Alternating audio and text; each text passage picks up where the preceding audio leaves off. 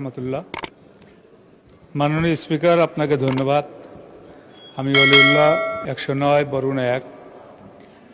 আমার আলোচ্য বিষয় যে আমার বরগুনাতে 250 শয্যা বিশিষ্ট জেনারেল হাসপাতাল।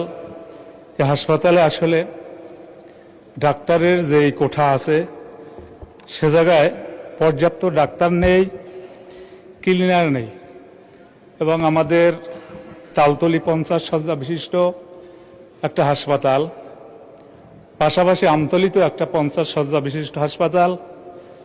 এ জায়গায় পর্যাপ্ত আমাদের ম্যান পাওয়ার নেই, ডাক্তারের ভালো ব্যবস্থা নেই।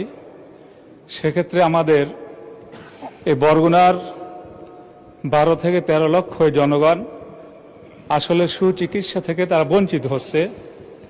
এছাড়াও আমাদের বাংলাদেশে বিভিন্ন জায়গায় আধুনিক মেশিনারিজের ব্যবস্থা থাকলেও আমরা এই বরগুনাবাসী আসলে আমরা দীর্ঘ 17টি বছর শিক্ষা পাশাপাশি সুচিকিৎসা এ থেকে আমরা অবহেলিত হচ্ছি।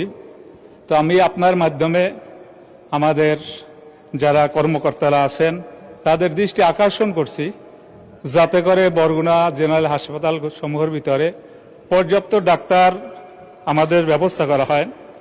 বরগুনাতে 250 শয্যা বিশিষ্ট হাসপাতালের যে জায়গায় পদের সংখ্যা আছে 55, সে জায়গায় অত্যন্ত দুঃখের বিষয় মাত্র ডাক্তার আছে 16 জন। আমতলিতে 50 শয্যা বিশিষ্ট যে জায়গায় ডাক্তার থাকার কথা 24 জন, সে জায়গায় ডাক্তারের সংখ্যা হলো 6 জন। মাননীয় স্পিকার, আমি আপনাকে বলতে চাই